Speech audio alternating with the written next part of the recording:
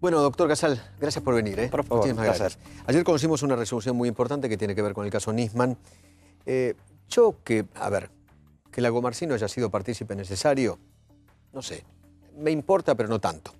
De la resolución a mí lo que más me importa, lo que yo más destaqué es que es un homicidio. Lo dijo el juez. Totalmente. Ese es el punto principal para la querella que yo represento. Claro. Las hijas del doctor Nisman se pusieron como querellantes, es decir, como actores, acusadores, por decirlo de alguna manera, en el proceso, para que la justicia, institución a la que su padre había dedicado toda su vida, les diera una respuesta lógica y razonable a las causas de la muerte de su padre. Y si bien esto ya había sido adelantado, primero por el fiscal de Cámara, el doctor Ricardo Sáenz, que siempre sostuvo la tesis del homicidio. Después fue ratificado por su colega, el fiscal federal Eduardo Tayano, que también se pronunció en forma terminante por la hipótesis del homicidio. Y el juez, de alguna manera, al convocar a Lagomarsino, tal cual lo hablamos la vez pasada, al convocarlo de declaración indagatoria, ya se vislumbraba que lo estaba llamando por un hecho ilícito, y este hecho ilícito era el homicidio. Ahora lo dijo con todas las letras y sin ningún eufemismo. A Nisman lo mataron. Punto. Punto. Se acabó. Y esto es importante, Eduardo, porque sin perjuicio de la valoración, de la prueba en la que funda el doctor Ercolini su resolución, no se le escapará a usted que todavía se escuchan voces que se permiten dudar de la causa de la muerte de Nisman como un homicidio. Y no es que yo no admita disensos ni discusiones, porque las celebro, porque enriquecen el criterio de cada uno. Lo que no admito, Eduardo, es que estos criterios, diferentes al mío, se basen en prueba falsa, porque esta gente menciona pruebas que no existen en el expediente. Por ejemplo, ¿qué? Vaya uno a saber cuál es la intención que tienen. Por ejemplo, habrá usted escuchado hablar varias veces que el peritaje de la Gendarmería, que es fundamental, se contradice con el peritaje que hizo antes la Junta Médica. Lo escuché muchas veces. Y esto no es así. El que dice eso no conoce el expediente, y si lo conoce, miente. O sea, lo dice malintencionadamente. O no conocen el expediente, vamos a ver. Pero si lo conoce, está mintiendo. Eso es mentira. Inicialmente se realizó un peritaje a través de los médicos forenses, que después fue completado por una junta médica de los médicos forenses, que intervinieron todos los médicos forenses. Y concluyó diciendo, no existen para este cuerpo médico forense elementos que permitan asegurar una u otra hipótesis. Eso está, me acuerdo, a foja 199 del informe de la Junta Médica. El primer peritaje fue la autopsia. Claro. Fue la autopsia. Después se llamó una junta médica, donde participaron todos los médicos forenses y dijeron, acá no hay elementos que permitan determinar. Y después vino lo de Gendarmería. Perdón. Si esto, dijeron, no hay elementos que permitan determinar si esto fue un homicidio o si fue un suicidio. Pero también hubo otro peritaje que realizaron los peritos en criminalística de la Policía Federal. Un estudio sobre las manchas hemáticas, sobre las manchas de sangre, todos vimos, ¿no es cierto?, en la mesada, etcétera, etcétera. ¿Y qué dijeron? Exactamente lo mismo. Acá no hay elementos que permitan afirmar una u otra hipótesis como causa de la muerte de Nisman. Pero fueron más allá. Dijeron, para aventar esta duda, para disipar esta duda, le recomendamos que realice un peritaje compuesto por peritos de distintas materias, porque dicen, estos hechos deben abordarse en forma interdisciplinaria. Y esto no es una novedad de estos peritos criminística, sino que así se sostiene, sin discusión, desde el siglo pasado. Esta clase de hechos no se pueden abordar desde una única materia, debe hacerse en forma conjunta. Y así se ordenó en la causa. Por eso no existe ninguna contradicción entre el resultado del peritaje de Gendarmería, que fue multidisciplinario, y los dos peritajes anteriores obrantes en la causa. Es más, el peritaje de la Gendarmería es superador de estos dos peritajes anteriores y los complementa. Por eso no entiendo cómo hay gente que dice que los dos peritajes se contradicen y que no hay elementos para inclinarse por uno o por otro. O no conocen el expediente o mienten. Yo lo escuchaba a Lagomarsino decir, yo fui el último de la cadena. ¿Coincide con él? No, lo importante es que el doctor Ercolini no coincide con él. Yo diría que fue el primer eslabón de la cadena, según la resolución del doctor Ercolini. Porque acá, como ya hablamos muchas veces, Eduardo, no se acreditó un homicidio solamente. Se acreditó un homicidio, ¿sí?, que se quiso disfrazar, que se quiso hacer aparecer como si fuera un suicidio. Y en la representación de este suicidio, Lagomarsino tiene un rol protagónico. Llevó el arma. Llegó del el arma cual salió y da la bala versión. que terminó en la cabeza del fiscal. Una cosa indiscutible, punto. Él debería haber estado preso desde el primer día. Desde el primer ¿Por día. qué no quedó preso ahora? Bueno, ¿Por qué seguimos con la tobillera? Porque las medidas restrictivas de la libertad tienen que ser la última instancia. Y el juez consideró suficiente para asegurar su sujeción al proceso esta clase de medida cautelar. La tobillera y la imposición de ciertas medidas restrictivas como Porque no al dejarse... partícipe necesario le cabe la misma pena que aquel que misma pena. disparó. Pero, Eduardo, el tema de la prisión o no durante el proceso, si bien tiene algún tipo de relación con el monto de la pena, no es esta la única pauta que se aplica para determinar. Y esto viene del preámbulo de la Constitución. ¿Se acuerda que recitaba también Alfonsín, nosotros, representantes del pueblo nacional argentino, con el objeto de afianzar la justicia? ¿Y qué es afianzar la justicia, Eduardo? Hacerla efectiva. Para que sea efectiva tiene que tener una investigación eficaz que cuando llegue a un resultado, si se llega a una condena, se pueda aplicar al imputado. Entonces, esta es la regla general. La excepción es cuando se dan motivos para pensar que la justicia no va a ser eficaz, como dice el preámbulo, porque se va a entorpecer la acción de la justicia o el imputado se va a sustraer. Entre tantas cosas que escuché últimamente de Lagomarsino, primero, él decía que se había suicidado, ahora cambia y dice, bueno, lo instigaron al suicidio, siempre viene cambiando. Pero además él dice, no solamente a mí me pidió un arma, sino que se lo pidió a Benítez y no sé a qué otro custodio. ¿Eso está en el expediente? ¿Es cierto o es mentira? Mire, Eduardo, Benítez refiere que Nisman le pidió un arma, pero da dos versiones completamente diferentes. En una oportunidad dice que le pidió un perro, es decir, un arma limada, ¿sí? Con limada, y en otra ocasión dice que le dijo que comprara un arma a su nombre para prestársela a él. Estas son las versiones contradictorias que da en el sumario y que le da a su jefe de la custodia. Vale decir que la única persona que puede ratificar lo que dice Lagomarsino en cuanto a la búsqueda de Nisman de un arma... Es Nisman que está muerto. Es Nisman que está enfermo y Benítez, que da dos versiones completamente diferentes. Y yo no coincido, como dice Lagomarsino, que él no tiene ninguna relación con Benítez. El juez los relacionó. Están procesados los dos en la misma causa y en relación al mismo hecho. Hay una relación evidente. Sí, Víctor. Sí, Eduardo. Hay algo que coincido plenamente con lo que dice el colega Casal. Y acá, en esto que tenemos acá, que son las 656 fojas... Mostralas porque es impresionante. Hay que verlo, como digo yo. Y ahí la verdad que me tomé el trabajo de leerla, ahí está no con el detenimiento y el detalle. No con el detenimiento y detalle que seguramente lo conoce el colega Casal, pero hay algo que es fundamental acá, en esto. La persona que ideó este plan y la persona que lo tenía que llevar a cabo necesitaba tener la confianza, la llegada, franquear la seguridad, y todo eso es lo que marca acá el doctor Ercolini en el fallo y obviamente apoyado por la gran tarea que hizo la Fiscalía del doctor Eduardo Tayán. Esto lo dice claramente, es muy claro en decir, tenía todos los elementos, más allá, porque habla de la seguridad del complejo donde vivía, la seguridad que aparte brindaba la Prefectura Nacional Argentina, la Prefectura Naval Argentina, la seguridad que tenía las cámaras de la zona. O sea, todos los anillos de seguridad en derredor de Nisman. Y él era la única persona que podía franquear todo eso. Era la persona que conocía y podía franquear la parte informática. Era la persona que conocía y tenía la confianza, recién lo veíamos, decía, y eso habla de la confianza que tiene una cuenta compartida conmigo.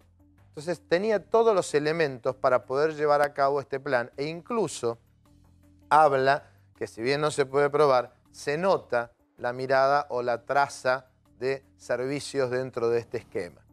Lo dice claramente y la verdad que se toma todo el tiempo y todo el detalle de todas las declaraciones.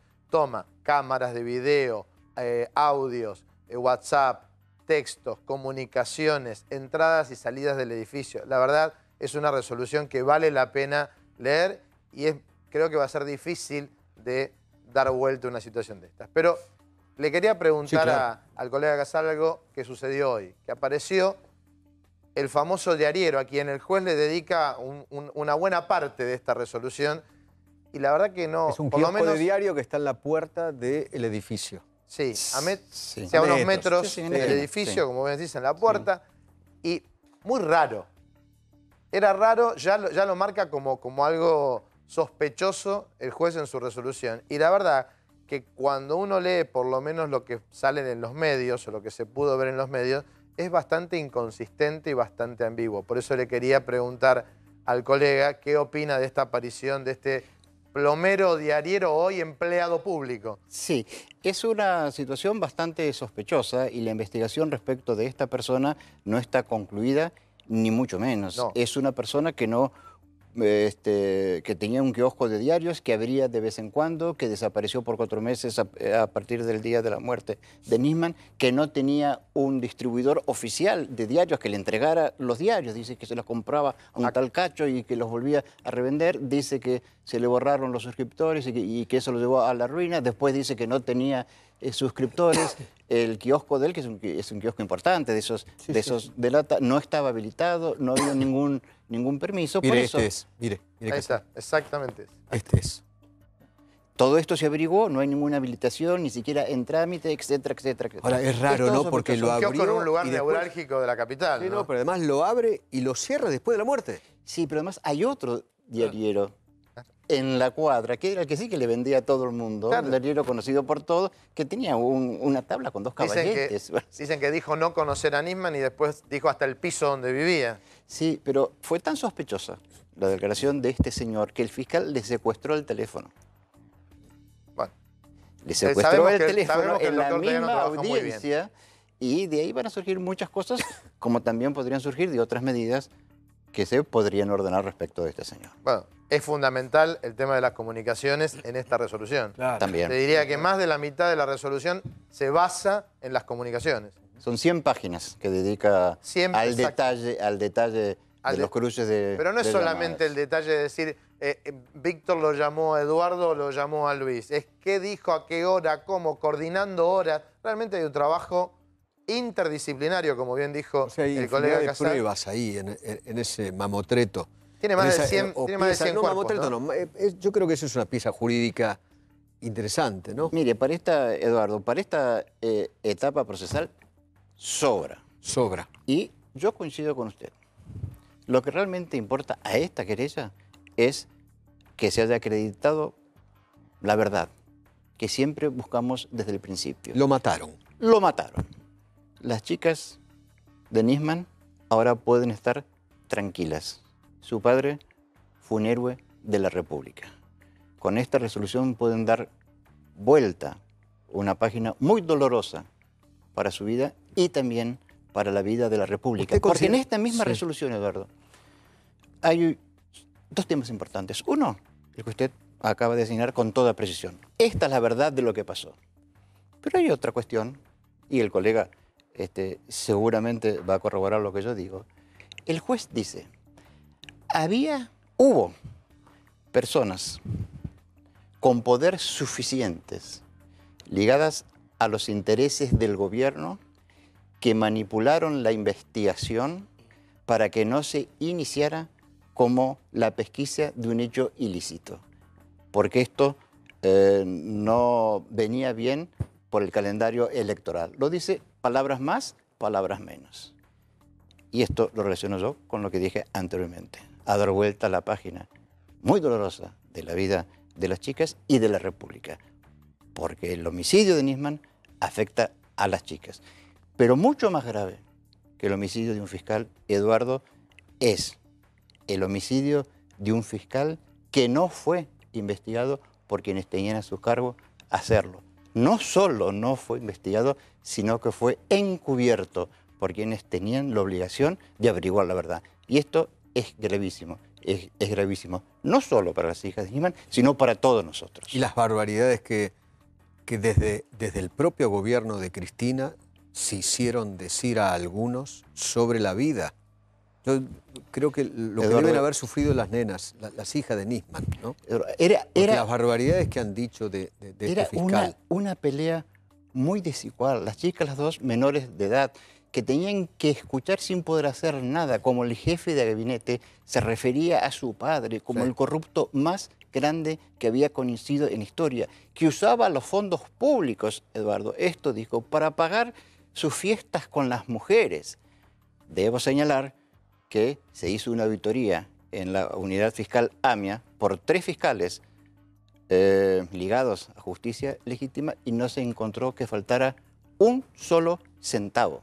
Estamos esperando que este señor, si le queda un poquito así de vergüenza, Aníbal, venga a pedir disculpas. ¿Usted cree que Aníbal Fernández va a pedir disculpas? No sé si le queda vergüenza o no.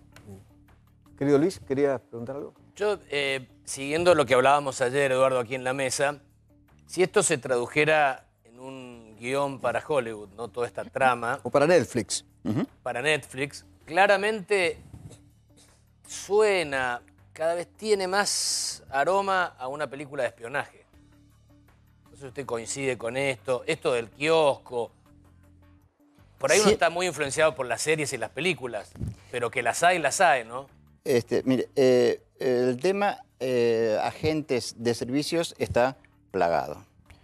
El mismo Moro Rodríguez, que fue la persona que los vinculó a Nisman, ¿sí?, con Lago Marcino, no es un dato menor, él dijo que era miembro de una fuerza de inteligencia. No por algo, el ingeniero Macri, cuando asumió el poder, una de las primeras medidas que tomó fue levantar el secreto que tenían todos los agentes de inteligencia para que pudieran declarar francamente sobre este hecho. Pero esta es una cuestión que se parece mucho a un rompecabezas, en donde hay que ir uniendo todas las piezas. Pero esto de ir uniendo todas las piezas fue una tarea muy difícil. ¿Por qué? Porque a estas piezas se les recortaron los bordes, se las deformaron, se las dieron vuelta, para que no se las pudieran ensamblar unas con otras. ¿Y por qué digo esto? Porque una pieza fundamental era la muerte de Nisman. ¿Y cómo se deformó esta pieza? Haciéndola parecer como un suicidio. Otra pieza fundamental para terminar de conformar este rompecabezas era la denuncia que había hecho el doctor Nisman. Y esta se lo disfrazó de un mamarracho jurídico, según se cansaron de decirlo. Sí, tal cual. Por eso a Nisman había que callarlo, por eso lo mataron. No solo había que callar a Nisman, había que callar a su denuncia. Por eso se le archivó en un trámite express y por eso había que desacreditarlo como persona y como funcionario. Por eso la campaña, Eduardo, que usted recién se señalaba, se lo trató como si hubiera sido lo peor. No, lo peor de lo peor. Ahora, ya tenemos un partícipe o varios partícipes necesarios, ¿no? Ahora nos falta saber quién o quiénes lo mataron y quién fue el autor intelectual. Porque acá indudablemente tuvo que haber habido un autor intelectual. Sin duda, porque no parece lógico que Lago Marcino, ¿sí?, se pusiera de acuerdo con una única persona para asesinar a Nisman de esta manera. Obviamente no fue así, fue todo arreglado, la custodia no estaba, el día anterior se cortó la luz, no andaban las cámaras de seguridad. Esto fue una maniobra compleja. Planificada, sin ninguna duda. Sin ninguna duda, y con miembros de las fuerzas de seguridad y agentes de inteligencia que son cómplices, aunque sea por negligencia. Aunque sea por negligencia, por omisión de haberle dado la seguridad que le debían haber dado. No solo porque Nisman ya desde el 2012 estaba amenazado de muerte, ¿sí?, sino porque acababa de hacer una denuncia en contra del presidente de la Nación y que iba a ir a ratificar ante el Congreso, a explicar las pruebas que tenía. Entonces había que reforzar, por lo menos ese fin de semana, la custodia, y se hizo exactamente lo contrario. Por eso en la justicia ordinaria se dijo que más que custodios parecían remiseros. Seguro. Que llevaban cosas, que las traían. Y es la verdad. Le agradezco mucho. Por favor, Gracias, Eduardo, doctor. un placer. Gracias por su deferencia de siempre.